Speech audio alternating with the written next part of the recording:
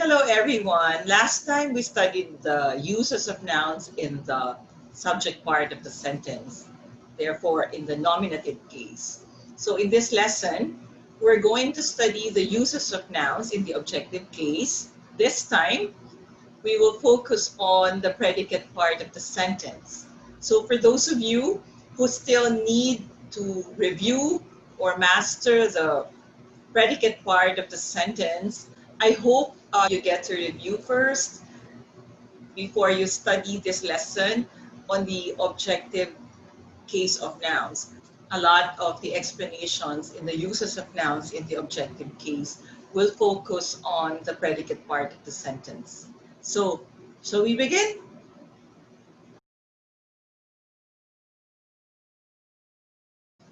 Let's use the simplest example, something that you will always remember, okay, in order to understand the concept of the direct object, right? During this lockdown, okay, or quarantine, okay, in order to prevent the spread of COVID-19, okay, there are two guidelines, okay, that were given to us. Okay? Number one is to wash our hands. And number two, to wear masks when going out. So I hope you remember the concept of the direct object using those two guidelines. Okay, so Filipinos wear masks. Okay, Filipinos wear masks. The subject in this sentence, okay, of course, is Filipinos. Okay, so this is the subject. I will divide the sentence. It's also noun use the subject. Okay, it's also the complete subject. All right. I put a slash to separate it from the predicate part of the sentence. So this is the predicate. Okay. Right. So the verb is wear. Okay. This is our verb. This is our action verb. Okay. And when you look for the direct object in the sentence, you must always ask the question what after the verb. What, or if it's a person, maybe whom. Okay. So the word in the sentence, okay, that answers the question what or whom for that matter. Okay. So Filipinos wear what? All right. So when we say in this case it's a what. Okay. So the answer to that one in the sentence, the noun that answers that question, Filipinos wear what in the sentence, okay, is called the direct object.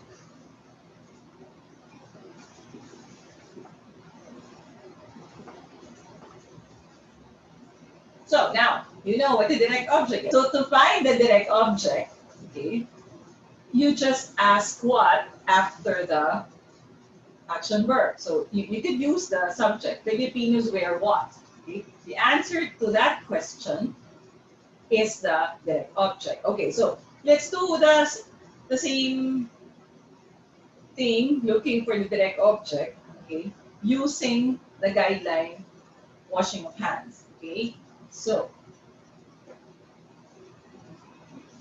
children wash their hands often.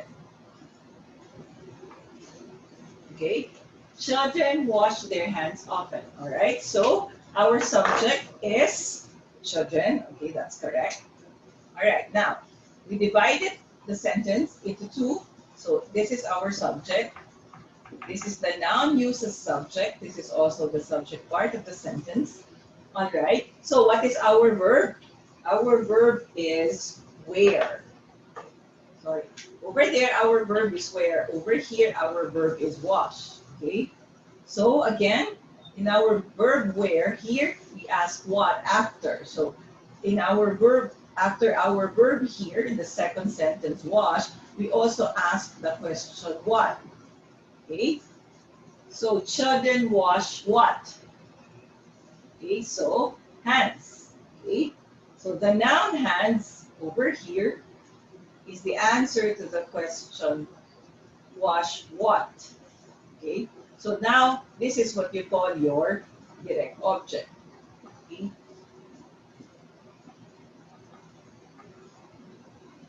So the direct object, as they say in the grammar books, okay, is the receiver of the action. It is also the noun. They say that complete the action verb. All right, so we just finished discussing the direct object. Okay, let me erase the board so we can discuss the indirect object. The next use of nouns in the objective case is the indirect object. The indirect object needs a direct object. So before you can have an indirect object, or before you look for an indirect object in the sentence, you first need to have a direct object. Okay, so to understand the indirect object, let us analyze the following sentence. Okay, so we first have to look for the subject. Okay, so what is the subject in this sentence? So the subject is teacher. Okay, let me just divide the sentence into two, the subject and the predicate. So if the subject is teacher, okay, so this is also the subject part of the sentence. So this is now your subject. It's also your noun used as subject. Okay, so this is our verb. Notice that it is an action verb.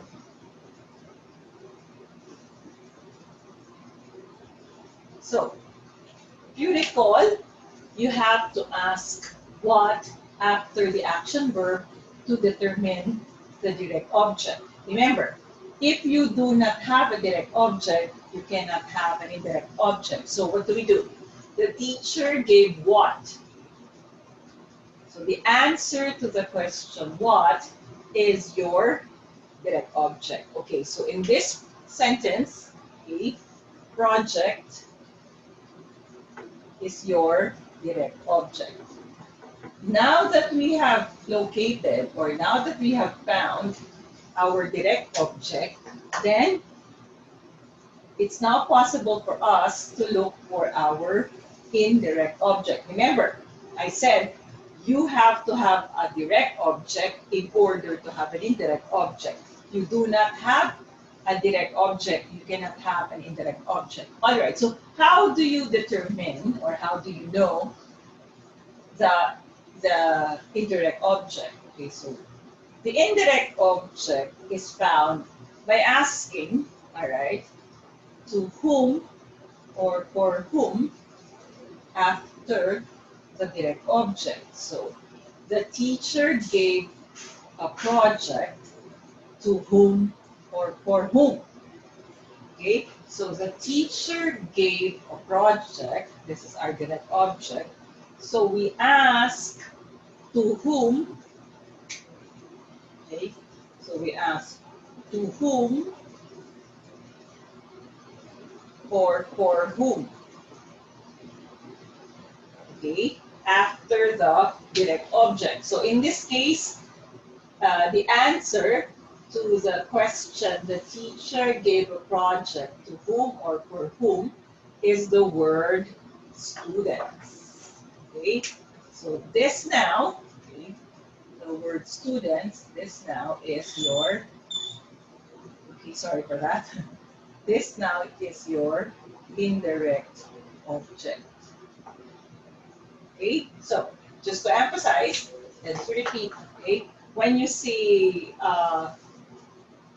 indirect object, you ask to whom or for whom after the direct object. So the teacher gave the students a project. In this sentence, you ask the teacher gave a project, okay, to get the direct object, to whom or for whom. The answer to that question, okay, to whom or for whom after the direct object, is your indirect object. Okay.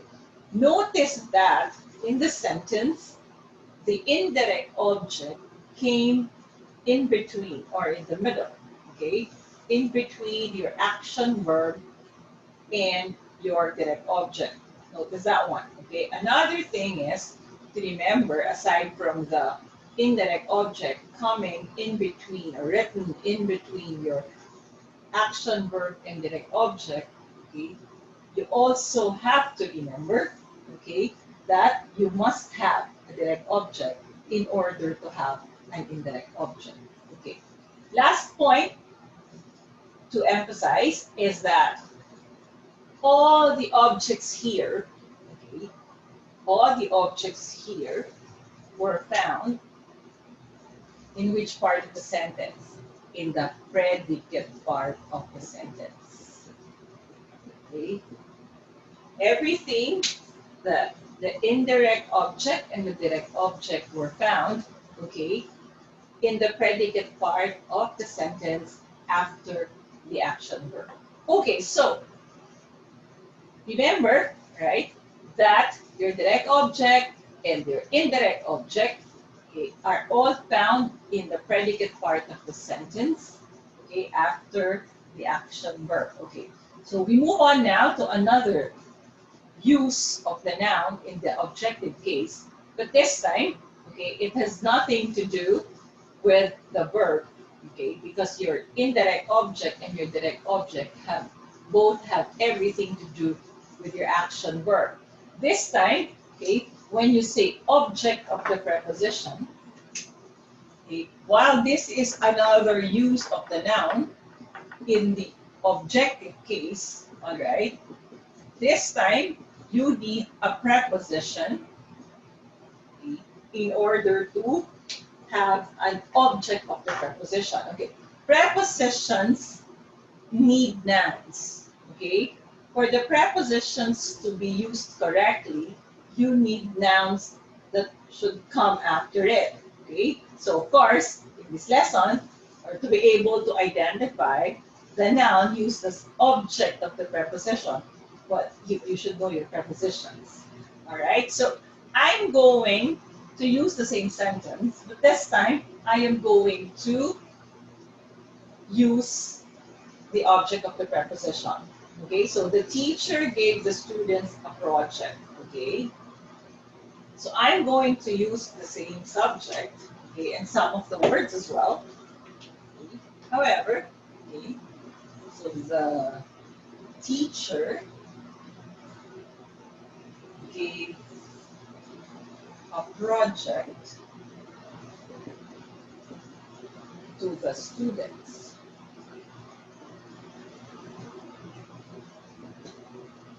All right? So the teacher gave a project to the students. Look at the way I wrote the sentence. Most of the words, okay, in the first sentence are also used in the second sentence to look for the object of the preposition, okay? So, now we have, okay, this time, an object of the preposition, okay? So let me just label the rest of the nouns which is the same use or which have the same use as the first sentence. So the same use, teacher, its use as a subject is also in the subject part of the sentence. All right, this is our action verb, okay, which is the same in the first sentence. All right, gave what? So you ask what after the action verb in order to find or identify your direct object. Notice now, okay, that in this example, okay, the word students, okay, came last, okay, and before it there is the object of the preposition to. Sorry, there is a preposition to. Okay, so this to is a preposition. Okay, to is an example of a preposition, and the noun students. Okay, so the noun noun students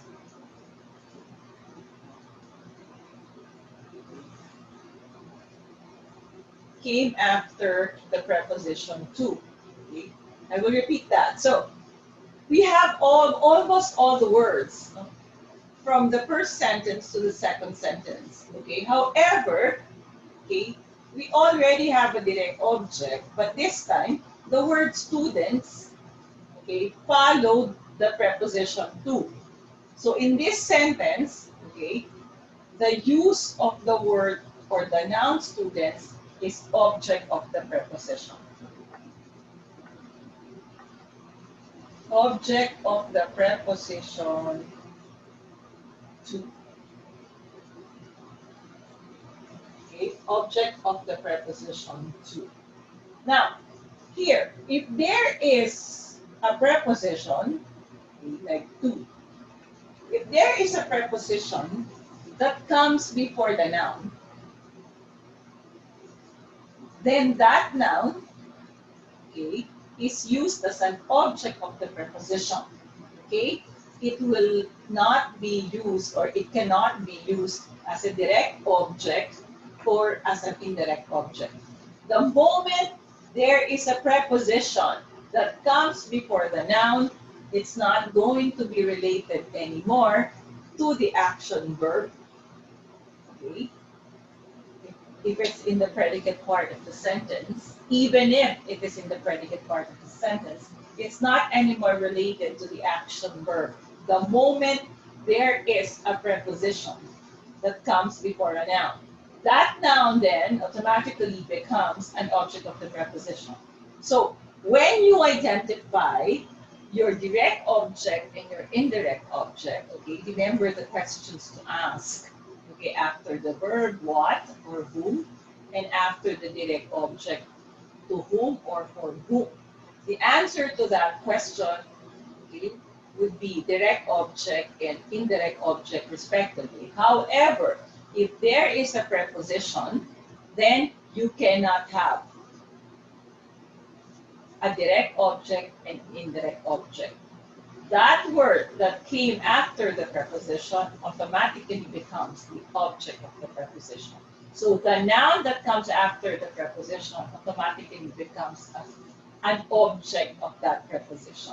Okay? So there won't be any direct object or indirect object if there is a preposition that follows the verb and comes before the noun. That ends the lesson in the uses of nouns. Previous to this one, we had the uses of nouns. In the nominative case, we had three: subject, predicate nominative, and appositive. And for this one, we also had three. We had direct object, indirect object, and object of the preposition. All right, so there are more uses of nouns in the objective case, but I chose direct object, indirect object, and objects of the preposition, so you also understand how to distinguish the object of the preposition from the objects of the verb. Thank you so much, and I hope you learned something. Bye.